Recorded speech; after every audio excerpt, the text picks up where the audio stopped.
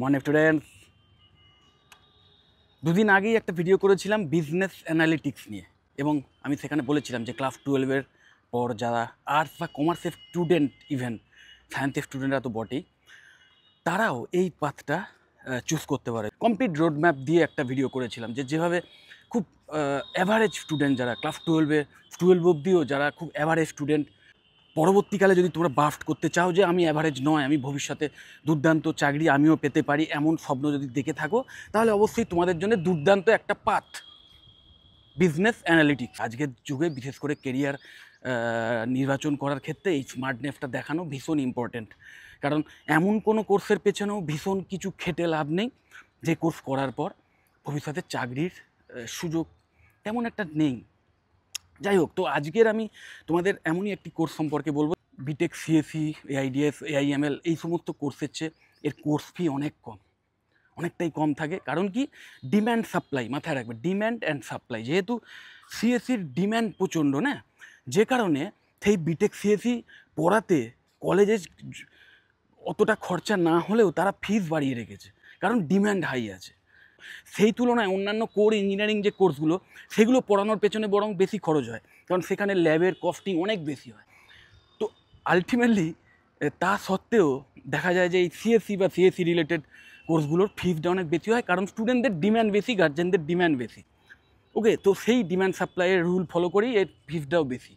কিন্তু সেই তুলনায় কোর ইঞ্জিনিয়ারিং কোর্সগুলোর ফিস অনেক কম হয়। এই সুযোগটা স্টুডেন্টদের নেওয়া উচিত।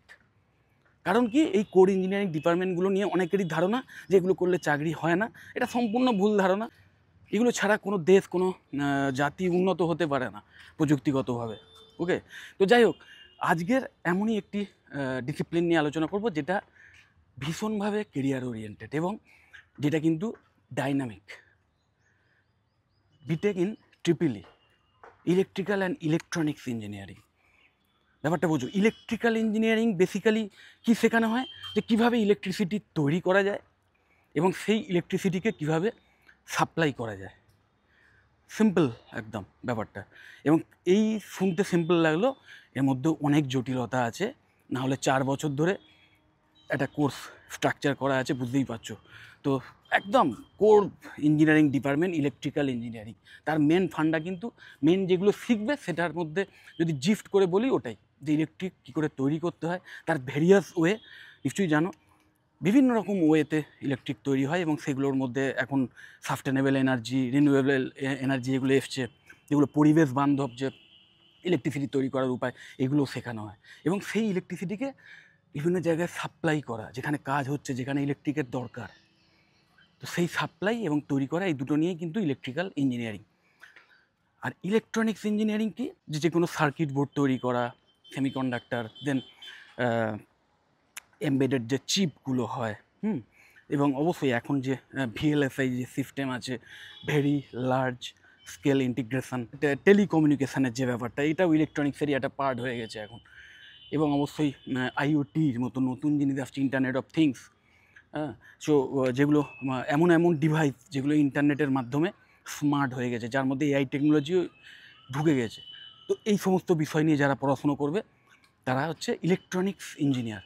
তো দুটোকে মিশিয়ে ইলেকট্রিক্যাল অ্যান্ড ইলেকট্রনিক্স ইঞ্জিনিয়ারিং এই কোর্স বিল্ড করা হয়েছে, এবং ভীষণ স্মার্ট একটি কোর্স। কারণ আজকের যুগে শুধুমাত্র ইলেকট্রিক্যাল ইঞ্জিনিয়ারিং নিয়ে যদি তুমি পড়াশুনো করো, চাকরির সুযোগ আছে, কিন্তু অনেক কম।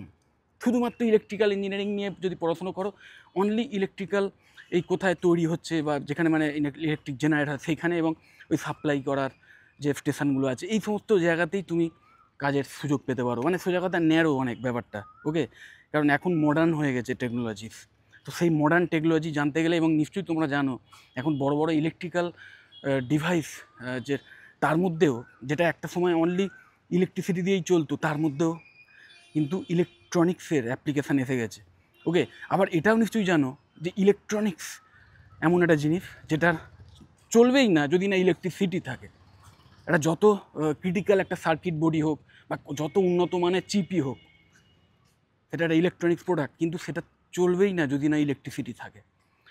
তো কোনো ব্যক্তির যদি এই ইলেকট্রিক এবং ইলেকট্রনিক্স দুটো নিয়েই কমপ্লিট নলেজ থাকে, এবং ইলেকট্রিসিটিকে কাজে লাগিয়ে কিভাবে মানুষের কাজের জন্য উপযোগী বিভিন্ন ডিভাইস তৈরি করা যায়, তাই নিয়ে যদি একটা কমপ্লিট নলেজ থাকে এবং তার সাথে যদি মডার্ন যে সমস্ত টেকনোলজিগুলো ইউজ হচ্ছে, যার মধ্যে আইওটিস আছে, ইলেকট্রিক্যাল যে ভেহিকেলসগুলো আছে, স্যাটেলাইট সিস্টেম, দেন আরও কোনো যত রকম মডার্ন ডিভাইস দেখছো ম্যাক্সিমামই কিন্তু আলটিমেটলি ইলেকট্রিক্যাল ডিভাইস, কিন্তু ইলেকট্রনিক্সের সার্কিট দিয়ে চলে। আবার সেই ইলেকট্রনিক্সের মধ্যেও এমবেডেড চিপ থাকে, মানে ইলেকট্রনিক ডিভাইসের মধ্যে, যেখানে কিনা আবার প্রোগ্রামিং ল্যাঙ্গুয়েজ থাকে। তো ব্যাপারটা বুঝো, এখনকার যে ইলেকট্রিক্যাল অ্যান্ড ইলেকট্রনিক্স ইঞ্জিনিয়ারিং এই কোর্সের মধ্যে এই ইলেকট্রিক্যাল ইঞ্জিনিয়ারিংয়ের পুরো ব্যাপারটাও শিখবে, তার সাথে ইলেকট্রনিক্সের পার্টটাও শিখবে, ইলেকট্রনিক ডিভাইস কীভাবে তৈরি করতে হয়, তার সার্কিট কী করে ডিজাইন করতে হয়, এই সমস্ত ব্যাপারে শিখবে, ভিএলএসআই সম্পর্কে কমপ্লিট নলেজ পাবে। এবং তার সাথে সাথে অবশ্যই এই ডিভাইসের মধ্যে, এই সমস্ত ইলেকট্রনিক্স ডিভাইসগুলোর মধ্যে বা আইওটির মধ্যে যে প্রোগ্রামিং ল্যাঙ্গুয়েজ ইউজ হয়, সেই প্রোগ্রামিং ল্যাঙ্গুয়েজগুলো সম্পর্কেও শিখবে। এবং তার মধ্যে পাইথন, সি, জাভা এগুলো ইউজ হয়। রিমোট কন্ট্রোল চালিত ফ্যান এসে গেছে, বা অটোমেটেড ফ্যান দেখবে অনেক হয়ে গেছে, স্মার্ট ফ্যান বলা হয়, বা স্মার্ট বাল্ব এসে গেছে, এগুলো সবই ইলেকট্রিক্যাল ডিভাইস। ওকে, এবং এর মধ্যে একটা সময় অবধি ছিল কি অনলি ইলেকট্রনিক্সের ইউজেজ ছিল, রেগুলেটর, যেটা রেগুলেটরটা একটা ইলেকট্রনিক্স পার্টস, মাথায় রাখবে, এটা ছিল। কিন্তু এখন তার মধ্যে সফটওয়্যারও এসে গেছে, আইওটি হয়ে গেছে কাইন্ড অফ, ধরে নাও, কারণ তার মধ্যে ইন্টেলিজেন্স এসে গেছে, যে কারণে ওই মুখে বললেই হয়তো ফ্যানটা চলে, বা হাততালি দিলে ফ্যান চলে। তো বুঝতেই পারছো, মানে এইভাবে যদি বাড়ির সামান্য এই সমস্ত জিনিসপত্রে এইভাবে যদি এইরকম মানে ব্যাপারটা এমবেড হয়ে যায় বা স্যান্ডউইচ হয়ে যায়, তাহলে আরও পৃথিবীতে যত রকম এই ইলেকট্রিক ভেহিকেল থেকে শুরু করে আরও যত রকম বড় বড় মেশিন আছে, ইলেকট্রিক্যাল মেশিন আছে, সেখানেও কিন্তু সেম ওয়েতেই ইলেকট্রিক্যাল পার্টস, তার সাথে ইলেকট্রনিক্স, এবং তার সাথে বিভিন্ন সফটওয়্যার, বিশেষ করে এআই টেকনোলজিস এসে গেছে। তো অবশ্যই এই কোর্সের মধ্যে এই মডার্ন টেকনোলজিগুলো নিয়ে শেখানো হয়, এবং তার মধ্যে যে কোনো একটা বিষয় নিয়ে তুমি স্পেশালাইজেশানও করতে পারবে, তার সুযোগও কিন্তু মোস্ট প্রবাবলি থার্ড ইয়ার থেকে দেওয়া হয়। তার মধ্যে কেউ ইলেকট্রিক্যাল ভেহিকেল নিয়ে স্পেশালাইজেশান করে, কেউ আইওটিস নিয়ে করে, কেউ স্যাটেলাইট সিস্টেম নিয়ে করে। ওকে, তো এই সমস্ত ভিএলএসআই সিস্টেম নিয়ে কেউ করতে পারে, এই সমস্ত বিভিন্ন স্পেশালাইজেশান আছে। তো ভীষণভাবে কেরিয়ার ওরিয়েন্টেড একটি কোর্স, সুযোগ আছে, পসিবিলিটিস আছে। তার মানেই এই নয় যে এই কোর্সে অ্যাডমিশান নিলেই কেউ একদম দুর্দান্ত স্যালারির চাকরি পেয়ে যাবে। তুমি সফল হবে কি হবে না, সেটার ঠেকা অন্য কেউ নিয়ে রাখেনি পৃথিবীতে। তোমাকে সফল হতে হবে নিজেকে।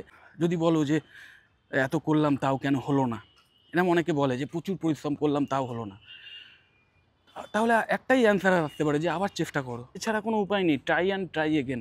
এবং এটা দেখা গেছে, যারাই কিন্তু এই স্টেডিলি ট্রাই করে গেছে, তারা আলটিমেট সফল হয়েছে, সঠিক ওয়েতে যদি এরমভাবে যেতে পারো। আর এই সমস্ত কোর্সগুলো না, যেগুলো নিয়ে আমি বলি, প্রত্যেকটাই হাইলি জব ওরিয়েন্টেড, কিন্তু প্রত্যেকটাতেই তোমাকে প্রথম 10 জনের মধ্যে থাকতে হবে। আরও ভালো যদি ফার্স্ট হতে পারো। এবার দেখো, ফার্স্ট মানে এই নয় যে তোমাকে সবসময় অন্যদের সঙ্গে কম্পিটিশান করতে হবে। নিজেকে নিজের সাথে কম্পিটিশান করো। তুমি গতকাল যতটুকু জানতে, প্রতিজ্ঞা নাও যে প্রতিদিন আমি গতকালের চেয়ে বেশি শিখব, প্রতিদিন আমি নিজেকে হারাবো, গতকালের আমার সাথে আজকের আমার কম্পিটিশান হবে। তাহলে তুমি আস্তে আস্তে এমনি অনেকের চেয়ে এগিয়ে যাবে, তোমাকে অন্য কারোর সঙ্গে কোনো প্রতিদ্বন্দ্বিতা করতে হবে না। তো যাই হোক, যদি এই কোর্স সম্পর্কে আমার থেকে আরও কিছু এক্সট্রা জানতে চাও, বা অলরেডি নিশ্চয়ই জানো বিভিন্ন কলেজে অ্যাডমিশান চলছে, আমাদের ম্যাকআউট অ্যাফিলিয়েটেড বিভিন্ন কলেজগুলো বা অন্যান্য ইউনিভার্সিটি অ্যাফিলিয়েটেড কলেজগুলোতেও, বিশেষ করে প্রাইভেট কলেজগুলোতে এখন থেকেই কিন্তু সিট বুকিং চলছে। তো অবশ্যই তোমরা সিট বুকিং করে রাখতে পারো।